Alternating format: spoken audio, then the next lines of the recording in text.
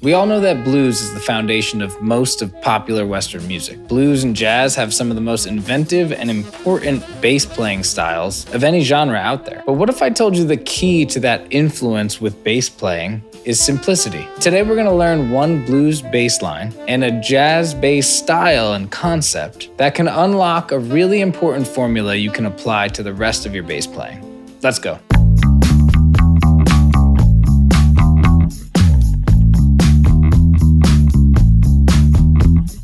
Before we begin, I'd really like to thank all the new subscribers and the subscribers that have been here for a little while. I really appreciate all the support and feedback, the comments, the likes. Thank you guys so much for supporting the channel. If you like bass discussions and videos like this, please feel free to comment on the video, like the video, and subscribe to the channel for more content like this. We are here with another motif riff style bass line. That's what I've been doing lately on this channel. And today we're focusing on a very simple blues bass line, a classic bass line you've probably heard in hundreds of songs. The key to this bass line, like most of the ones that I teach, is going to be applying your own style and voice to it as you play it and learn it. It's based around a simple walking blues and jazz inspired movement that walks chromatically up a certain set of notes and then moves around in sort of a 12-bar blues, although you can play it in a different way over a different form. So I'll start with the bass line you can play under most chords out there.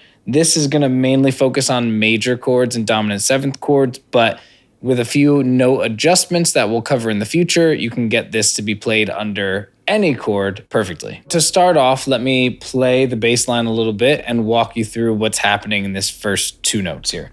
So we're going to be playing this in A major, and we're going to start with our middle finger on the E string, 5th fret, the A note, and that's going to be the root of our chord here. And then with our pointer finger, we're just going to move down to the major third, which is a C sharp here.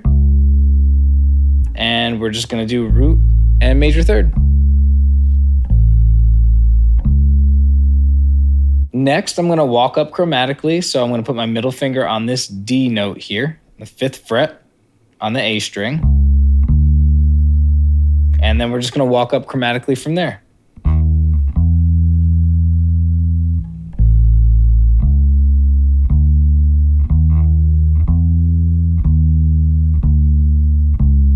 So again, we're going to start with that A note. We're going to hit that C sharp, D, D sharp, E, and we're just going to walk chromatically on those 4 notes there. Now, this is really important. A lot of bass players struggle with keeping these 4 fingers on the neck. I do sometimes as well. Practice keeping those 4 fingers on the neck. For right now, we're just going to be playing the bass line as so.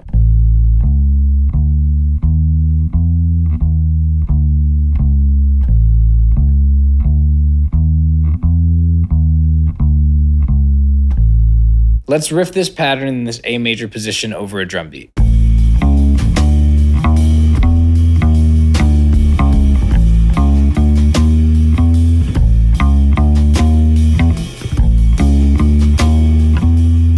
This is really one of the most classic bass lines, very much based off of a walking bass line and in a jazz tune, but we're playing it in a simpler chord structure.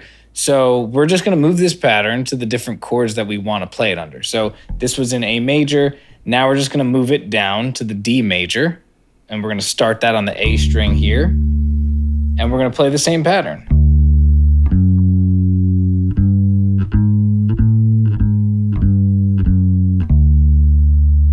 So going over those notes, we're going to obviously start with our D. We're going to have F sharp there, G, G sharp, and then A in the higher octave.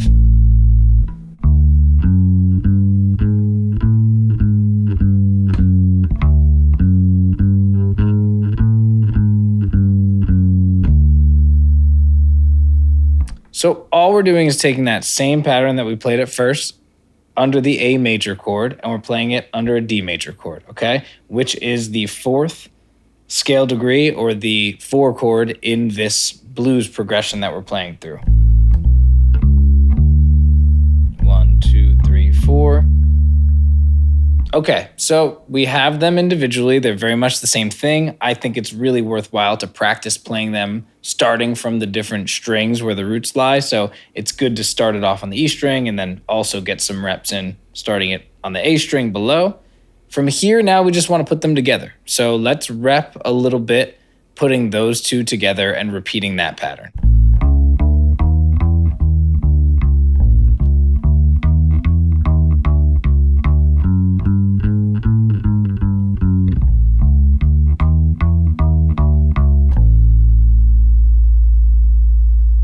Now that we have the basic foundational pattern down, and you can use that under any major chord at exactly how we just played it there. As we get to the 5 chord, or the 5th scale degree here in this progression, we want to spice it up a little bit and make it interesting. We're going to move up a whole step here to the E major, okay? Except what we're going to do now is we're going to incorporate an E major arpeggio with a dominant 7 in the arpeggio. So our pattern so far has been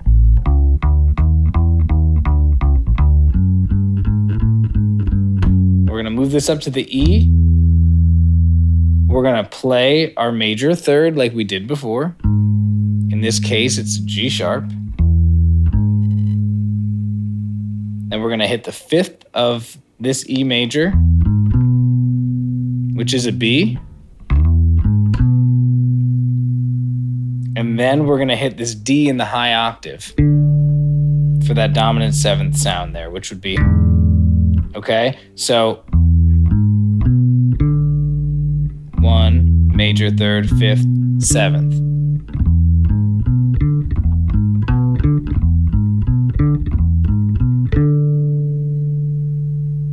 Starting from the beginning, we have A major walk up, D major walk up, A major walk up in a normal 12-bar blues pattern, and then we're gonna go E, 7, then we're gonna go back down to that D and repeat the same arpeggio. So here you have a choice. You can do the dominant 7th if you want, or you can do the major 7th, which would be just a half step up. So for sake of variation, let's play it with the major 7th. If you do play it with the major 7th there, let me slow that down for you. I would do everything that you can to get your ring finger involved to play that major 7th. So here, you play that dominant 7th with your middle finger, and then moving back down to the D major, we're gonna play that major 7th with our ring finger. We really wanna focus on getting some form and function out of this bass line, more than just having it be a great bass line to play. You can play this in a lot of different contexts over a lot of different things. So if you will be repeating it and playing it often, it's best that you get the most pattern recognition, repetition, strength out of doing it often. Let's repeat those arpeggios a bit and practice those.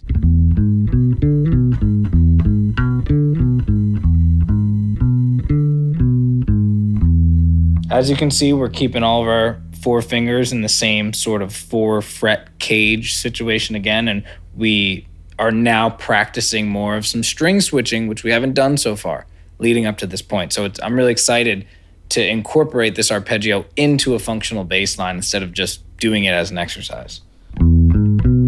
That's that dominant 7th once again.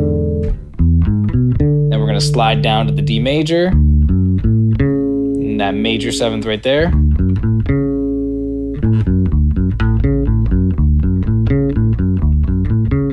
Whatever tempo you can do this at, practice repeating this up and down. It's gonna be the best and fastest way to get this under your fingers. Once again.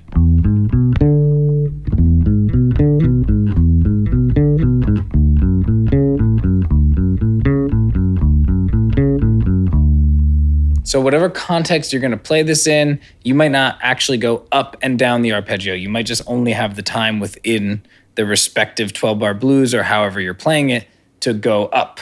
And you could obviously switch it up and go down and go in reverse instead of going up. Right now, let's combine all of it together and see how it sounds.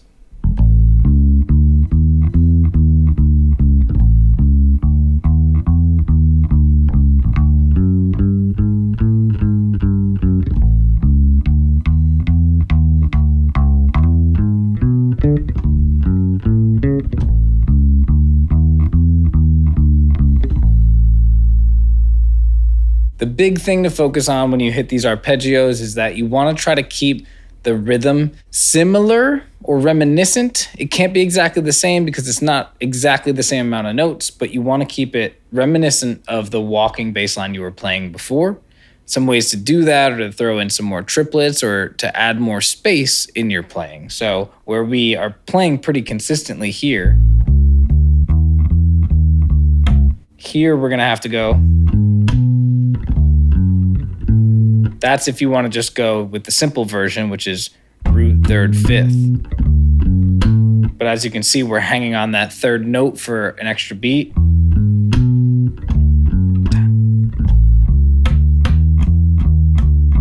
So focusing on the rhythm and how to work that in so it's convincing and you feel confident about what you're going to play before you play it is very important, because it's very easy to get caught up in this walking pattern and know that that's all you have to do. Just keep that steady the whole time. But then switching it up later is also really good for practice in that way. However you're going to play it, just make sure that you're confident and you practice it ahead of time so that if you do pull this out in a blues jam or in a jazz song where you are going over a 1-4-5 progression, you're confident. You have some options that you've already practiced and you know how to play when it comes to those arpeggios. Now let's go over it in context of a few musical examples. Here's this blues, jazz, walking bass line over a funky drum beat.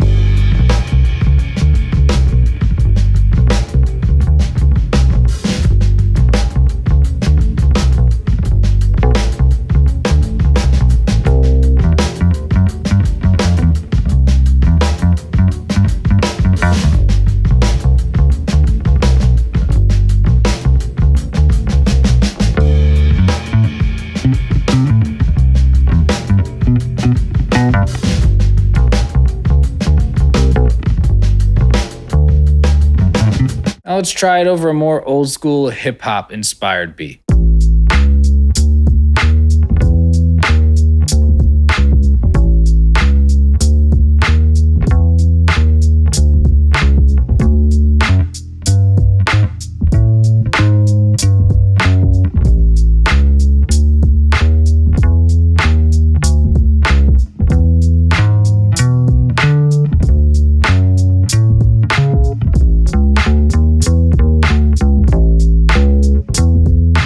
Although this bass line has very distinct characteristics and it really does outline the chords that it's playing under, it's very adjustable and very workable. So I love the versatility of this bass line. You really can use it in a bunch of different contexts. In the future, we'll definitely cover ways to tweak it and adjust it to different qualities of chords. You can do it under any kind of chord as long as you're adjusting the notes properly, just like a scale. The walking bass line is also a really great way to practice this 4-finger approach and strengthening those fingers. We all can struggle with some flying fingers. For me, it's the ring finger. Some people, it's the pointer or the pinky. But repping this over and over again and getting comfortable with it can really lay some great groundwork for getting your finger dexterity and flexibility stronger on this fretboard. That's all I have for you today. Learning bass lines like this can be very formative and very important, especially when it comes to learning something like blues and jazz.